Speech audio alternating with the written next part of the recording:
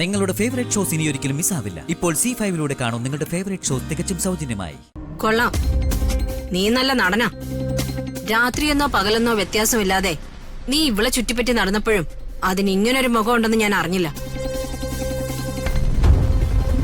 എന്റെ മോളെ കല്യാണം കഴിച്ചോളാന്ന് നീ കയ്യിൽ തൊട്ട് സത്യം ചെയ്തപ്പോഴും അത് നിന്റെ സഹോദരിയെ കെട്ടിക്കാനുള്ള തന്ത്രമാണെന്ന് ഞാൻ വിചാരിച്ചില്ല. എന്തായാലും വിവാഹം നടക്കുന്നതിന് മുമ്പ് തന്നെ നീ വന്ന് പെട്ടല്ലോ. അത് നല്ല കാര്യമായി.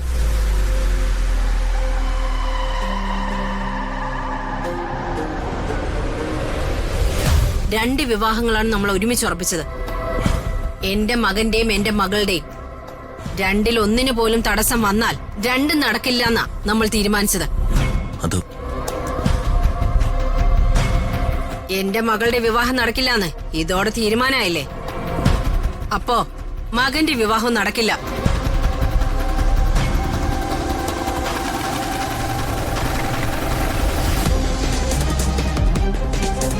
അല്ല രുക്മിണിമേ, അവരൊരുപാട് മോഹിച്ചതാണ്. അതേടോ, അവരൊരുപാട് മോഹിച്ചതാ. അതുപോലെ തന്നെ എന്റെ മോള് ഒരുപാട് മോഹിച്ചതാ.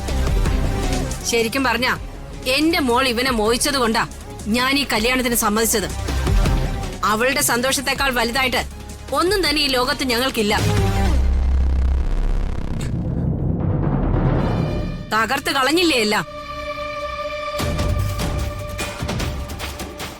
ഒരു ഋതിക മാഡം.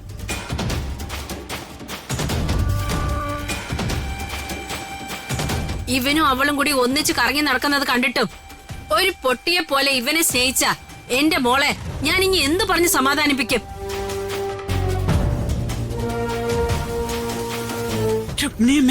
മിണ്ടി പോവരുത്. എല്ലാം അവസാനിച്ചു.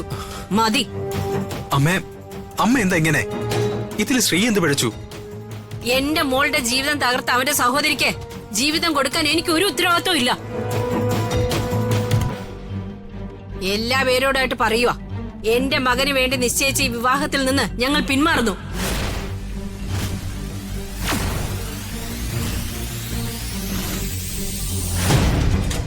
വിവാഹം ഉപേക്ഷിക്കുന്നു. ഋതിക, 2-3 പേരുടെ സ്വപ്നങ്ങൾ ചവിട്ടി അരച്ചപ്പോ സമാധാനമായല്ലോ അല്ലേ?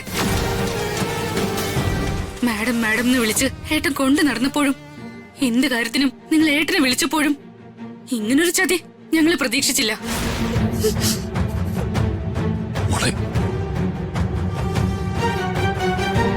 നിങ്ങളുടെ മുമ്പില് ഇങ്ങനൊരു ചിന്ത ഉണ്ടായിരുന്നപ്പോ 2 ദിവസം മുൻപെങ്കിലും എന്തിന് ഇന്ന് രാവിലെ അമ്പലത്തിൽ കണ്ടപ്പോഴെങ്കിലും ഒന്ന് സൂചിപ്പിക്കായിരുന്നു.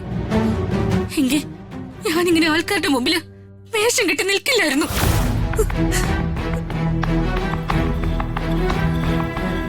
ഞാൻ ഒരുപാട് മോഹിച്ച ജീവിത ഒറ്റ നിമിഷം കൊണ്ട് നിങ്ങൾ തകർത്ത് കളഞ്ഞത്.